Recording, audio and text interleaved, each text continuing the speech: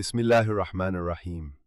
Assalamu alaikum wa rahmatullahi wa barakatuh, mes très chers frères et sœurs en islam, et à tous ceux qui nous rejoignent ce soir pour la première fois, que vous soyez musulmans, chrétiens ou simplement curieux de comprendre notre belle religion, je vous souhaite la bienvenue la plus chaleureuse dans cet espace d'apprentissage, de partage et de réflexion spirituelle. Ce live est un espace de paix, un espace de lumière, un espace où nous cherchons ensemble la connaissance qui rapproche nos cœurs de notre Créateur.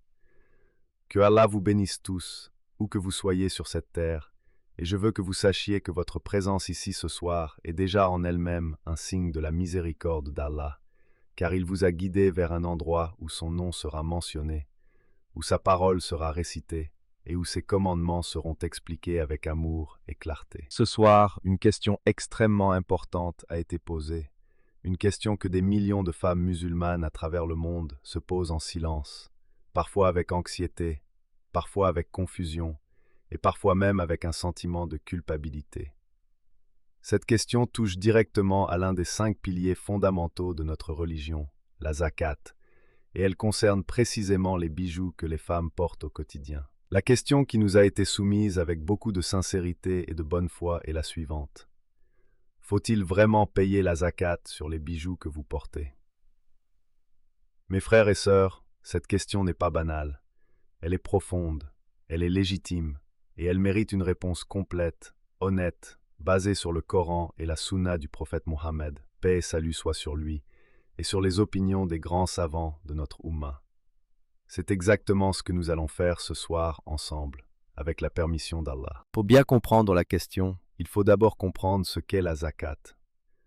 Allah dit dans le Saint-Coran, dans la sourate At-Tawbah, verset 103, « Prélève de leurs biens une aumône par laquelle tu les purifies et les bénis. » Sous-titre fondamental, la zakat n'est pas une taxe arbitraire inventée par les hommes. C'est une purification, c'est un acte d'adoration, c'est un commandement divin. Allah n'a pas instauré la zakat pour appauvrir les croyants, bien au contraire. Il l'a instauré pour purifier leurs richesses, pour élever leurs âmes, pour rappeler aux possédants que ce qu'ils ont entre les mains n'est qu'un dépôt confié par Allah, et que dans ce dépôt, il y a une part qui appartient aux pauvres, aux nécessiteux, aux voyageurs sans ressources et à ceux qui sont dans le besoin. Allah dit dans la sourate Ad-Dariyat, verset 19, « Et dans leurs biens, il y a un droit pour le mendiant et le déshérité. » Voilà la philosophie de la zakat, voilà son âme. Ce n'est pas une charge, c'est une noblesse. Maintenant, parlons directement des bijoux. Les bijoux en or et en argent font partie des biens sur lesquels les savants de l'islam ont longuement débattu depuis les premiers siècles de l'hégire. Et je vais être très transparent avec vous ce soir, parce que je crois que vous méritez la vérité complète. Il existe sur cette question un désaccord savant authentique, ce qu'on appelle en arabe un ikhtilaf. Et cet ikhtilaf n'est pas un signe de faiblesse de notre religion. C'est au contraire un signe de sa richesse, de sa profondeur intellectuelle et de la miséricorde d'Allah qui a permis une certaine flexibilité dans l'application de certaines règles. Mais entendons-nous bien, flexibilité ne signifie pas que l'on fait ce que l'on veut.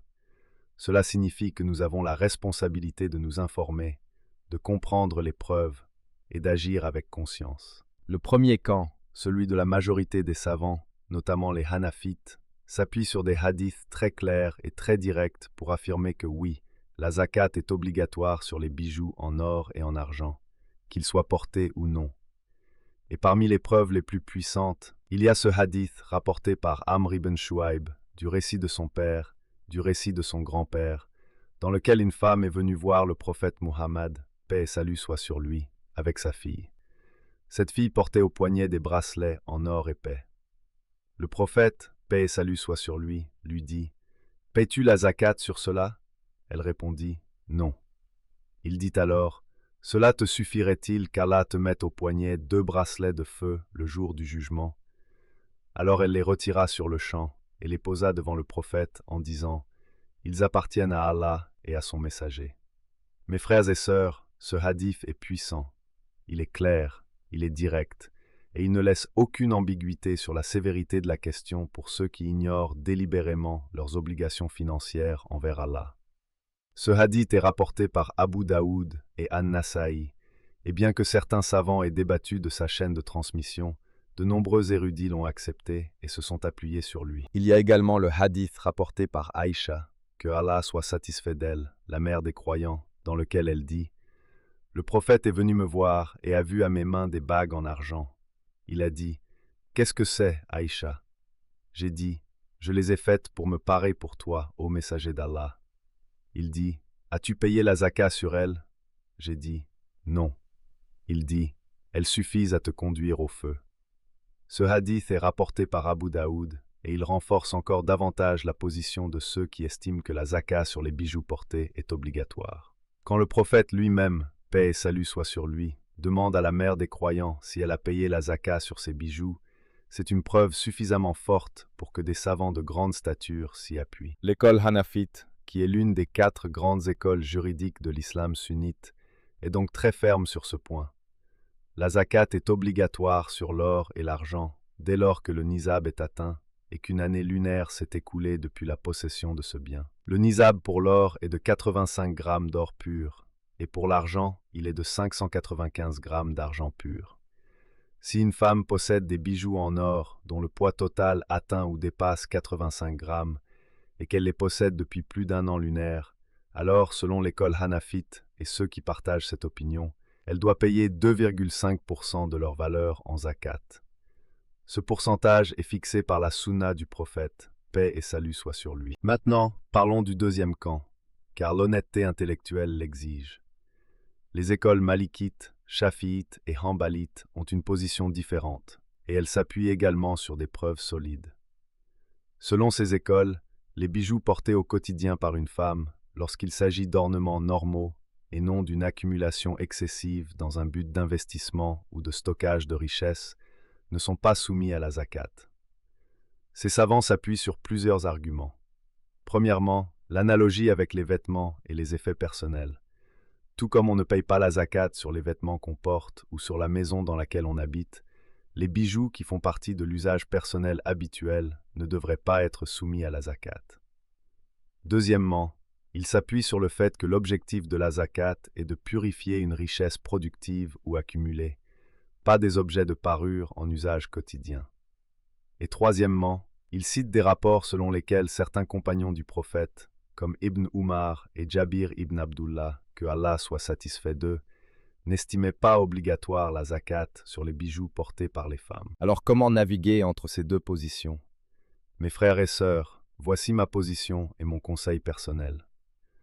Lorsqu'il existe un désaccord savant authentique entre des écoles de jurisprudence respectées et rigoureuses, il est toujours plus vertueux, plus noble et plus proche de la piété de choisir l'option qui protège davantage votre relation avec Allah. Et dans ce cas précis, optez pour le paiement de la zakat sur vos bijoux, même si vous suivez une école qui ne l'exige pas, est une marque de taqwa, de conscience divine.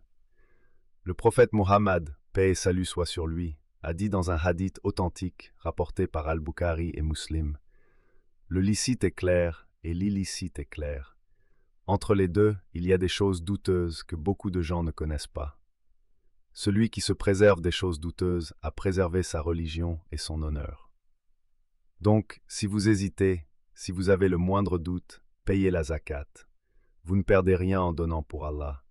Mais vous risquez beaucoup si vous évitez un droit que Allah aurait pu vous demander. Je veux aussi vous parler d'un aspect pratique très important que beaucoup de femmes ignorent. Comment calculer la zakat sur les bijoux? La méthode est simple. Vous pesez vos bijoux en or. Vous estimez leur valeur marchande actuelle, c'est-à-dire combien vous pourriez obtenir si vous les vendiez aujourd'hui. Vous calculez 2,5% de cette valeur totale. Et vous versez ce montant à ceux qui ont droit à la zakat. Allah a défini ces catégories dans le Coran, dans la sourate At-Tawbah, verset 60.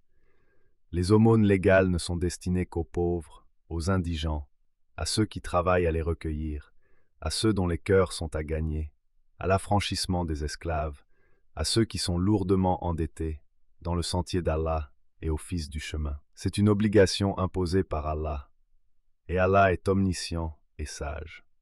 Voilà vos bénéficiaires. Ce sont vos frères et sœurs dans le besoin. Ce sont vos voisins qui souffrent en silence. Ce sont les orphelins, les veuves, les réfugiés, les pauvres. Quand vous payez votre zakat sur vos bijoux, vous participez à un système divin d'équité sociale que le monde moderne cherche encore à imiter sans jamais y parvenir pleinement. Permettez-moi maintenant de m'adresser à ceux parmi vous qui ne sont pas musulmans, car je sais que certains de nos frères et sœurs chrétiens et d'autres confessions nous regardent ce soir. Et je veux vous dire quelque chose de sincère. Ce principe de donner une partie de sa richesse aux pauvres n'est pas propre à l'islam. Dans le christianisme, la tradition du don, de la dîme, de la charité organisée remonte aux sources mêmes de la foi abrahamique. Dans la Bible, le livre des Proverbes dit « Celui qui donne aux pauvres ne manquera de rien ». Et dans l'évangile de Luc, Jésus dit « Paix sur lui, vendez vos biens et donnez-les en aumône ». Les grands principes de solidarité sociale, de partage des richesses, de compassion envers les démunis sont au cœur de toutes les grandes religions révélées. Et la zakat en islam est peut-être la forme la plus systématique, la plus organisée et la plus détaillée de ce principe universel. Nous ne sommes pas si différents dans nos valeurs fondamentales. Nous partageons tous la conviction que la richesse ne doit pas rester entre les mains de quelques-uns pendant que les autres souffrent. Je veux aussi aborder une dimension spirituelle que l'on néglige souvent dans les discussions sur la zakat. Nous parlons de grammes d'or, de pourcentage, de nizab, de haoul, qui est l'année lunaire, et c'est nécessaire, mais ne perdons pas de vue l'âme de la zakat. Allah dit dans la sourate Al-Baqarah, verset 261, « Ceux qui dépensent leurs biens dans le sentier d'Allah ressemblent à un grain qui produit 7 épis, chaque épi contenant 100 grains. Et Allah multiplie encore pour qui il veut. » Mes frères et sœurs, la zakat n'appauvrit pas. La zakat enrichit. Pas seulement spirituellement, pas seulement en termes de bénédictions invisibles, mais concrètement, réellement, dans la vie de ce monde et dans l'au-delà. Le prophète Muhammad, paix et salut soit sur lui, a dit dans un hadith rapporté par Muslim, « La charité ne diminue pas la richesse. » Subhanallah. Comment est-ce possible? Parce qu'Allah est Al-Razak, le grand pourvoyeur. Parce que quand vous donnez pour Allah, vous activez la loi divine de la multiplication des bénédictions. Chaque dirham donné en zakat revient à vous multiplier, soit dans cette vie, soit dans l'autre, soit dans les deux. Et permettez-moi d'aller encore plus loin. Les bijoux sont souvent pour les femmes un symbole d'identité, d'héritage familial, de souvenirs affectifs. Je comprends cela profondément. Une femme peut avoir des bijoux qu'elle a reçus de sa mère, de sa grand-mère, et l'idée de payer sur ces bijoux quelque chose peut sembler étrange ou émotionnellement difficile. Mais mes sœurs, je veux vous rappeler quelque chose de fondamental. Payer la zakat sur vos bijoux ne signifie pas les vendre. Cela ne signifie pas vous en séparer. Cela signifie simplement calculer 2,5% de leur valeur et donner ce montant en argent liquide à ceux qui en ont besoin. Vos bijoux restent sur vous, votre héritage familial reste intact, mais votre âme est purifiée et votre richesse est bénie. C'est un échange extraordinairement avantageux. Vous conservez 97,5% et vous purifiez les 100%. Je veux aussi répondre à quelque chose que j'entends souvent dans les communautés musulmanes. Certaines femmes disent « Mais mes bijoux ne sont pas vraiment de la richesse. Je ne les vends pas. Je ne gagne pas d'argent avec. » Et à cela, je réponds avec douceur et avec respect. L'or a une valeur intrinsèque. Que vous le portiez ou non, que vous le vendiez ou non, il représente une richesse réelle, convertible à tout moment en moyen de subsistance. Et c'est précisément pour cela que les savants qui affirment l'obligation de la zakat sur les bijoux portés s'appuient sur des preuves si solides. L'or reste de l'or, qu'il soit dans un coffre ou autour d'un poignet. Sa nature ne change pas avec sa localisation. Maintenant, je veux aussi parler à celles d'entre vous qui ont peut-être accumulé des bijoux considérables. Pas simplement quelques petits ornements de mariage, mais des kilos d'or, des collections importantes. Dans ce cas, mes sœurs, il n'y a absolument aucun débat parmi les savants. La zakat est clairement obligatoire sur ces quantités importantes d'or et d'argent, qu'elles soient portées, stockées ou même exposées. Lorsque l'accumulation devient significative, elle entre sans conteste dans la catégorie des richesses soumises à la zakat, et ignorer cela délibérément est une grave faute devant Allah. Je vous dis cela avec amour, pas avec jugement. Nous avons tous des zones d'ombre dans notre pratique religieuse. Mais la connaissance que vous recevez ce soir est une responsabilité. Allah vous la donne pour que vous agissiez. Il dit dans le Coran, dans la sourate An-Nisa, verset 135, « Ô vous qui croyez, soyez strictement équitables et soyez des témoins sincères pour Allah. » Il y a une autre dimension que j'aimerais explorer avec vous. Dans notre monde contemporain, les femmes travaillent, gagnent leur propre argent et achètent leurs propres bijoux. Ce n'est plus seulement une question de bijoux offerts par le mari ou hérités de la famille. Une femme qui investit ses économies dans des bijoux en or doit comprendre que cet investissement est soumis aux mêmes règles de zakat que n'importe quel autre actif financier atteignant le nizab après une année lunaire. Et d'ailleurs, de nombreuses femmes musulmanes dans le monde, en particulier dans des pays comme l'Inde, le Pakistan, l'Égypte, l'Afrique de l'Ouest et l'Asie du Sud-Est, utilisent les bijoux en or comme forme d'épargne et d'investissement. Dans ces cas, la zakat est encore plus clairement obligatoire, car la fonction des bijoux est précisément celle d'une réserve de valeur, exactement comme l'argent déposé dans une banque. Allah nous dit dans la sourate Al-Imran, verset 180, « Et que ceux qui gardent avaricieusement ce qu'Allah leur a donné de sa grâce ne pensent point que c'est un bien pour eux. Au contraire, c'est un mal pour eux.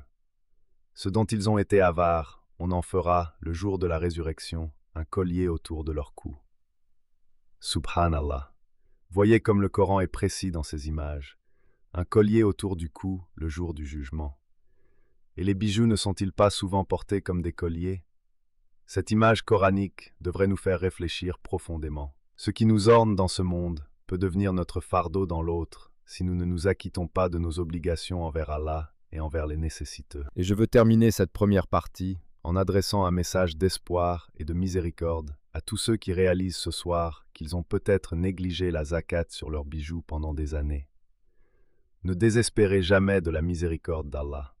Le prophète Mohammed, paix et salut soit sur lui, a dit dans un hadith Qudsi rapporté par Muslim qu'Allah dit « Ô fils d'Adam, tant que tu m'invoqueras et m'espéreras, je te pardonnerai quoi que tu aies fait, et je ne m'en soucierai pas. » Si vous avez manqué des années de zakat sur vos bijoux, la porte du repentir est ouverte. Vous pouvez estimer les montants que vous auriez dû payer sur les années passées et chercher à vous rattraper progressivement selon vos moyens. Allah est Ghafour, le grand pardonnant. Il est Rahim, le très miséricordieux. Il ne cherche pas à vous accabler, il cherche à vous élever. Mes très chers frères et sœurs, nous avons couvert ensemble ce soir beaucoup de terrain. Nous avons exploré les preuves coraniques, les hadiths du prophète, les positions des 4 grandes écoles de jurisprudence, les dimensions spirituelles et pratiques de la zakat sur les bijoux. Et ma conclusion est celle-ci. Si vous possédez des bijoux en or ou en argent dont la valeur atteint le nizab, et que vous les possédez depuis plus d'1 an lunaire, alors par précaution, par taqwa, par amour d'Allah et par souci de purifier votre richesse, payez la zakat sur eux. Ne cherchez pas les échappatoires. Ne cherchez pas la facilité aux dépens de votre relation avec Allah. Cherchez la pureté, cherchez la bénédiction, cherchez la paix du cœur que seule l'obéissance sincère à Allah peut apporter. Avant de clore cette première partie de notre live, je veux vous demander quelque chose du fond du cœur. Si ce que nous avons partagé ce soir vous a apporté de la lumière, si vous avez appris quelque chose de nouveau, si votre cœur s'est rapproché d'Allah ne serait-ce que d'1 millimètre, alors faites-moi une faveur. Abonnez-vous à cette chaîne dès maintenant pour ne manquer aucun de nos prochains lives. Likez cette vidéo pour qu'Allah vous bénisse en retour et pour que l'algorithme la diffuse à d'autres musulmans qui cherchent la connaissance. Partagez-la avec vos familles, vos amis, vos proches, car le prophète Mohammed, paix et salut soit sur lui, a dit « Celui qui guide vers un bien reçoit une récompense semblable à celle de celui qui le pratique. » Et dans les commentaires, écrivez ces 2 mots qui résument notre foi, notre force et notre gratitude. Allah Akbar. Ces 2 mots sont une déclaration que Allah est plus grand que nos peurs, plus grand que nos doutes, plus grand que nos manquements et plus grand que tout ce que nous pouvons concevoir. Allah Akbar. Que Allah vous bénisse tous, vous protège, vous guide et vous accorde la meilleure récompense dans ce monde et dans l'au-delà. Assalamu alaikum wa rahmatullahi wa barakatuh.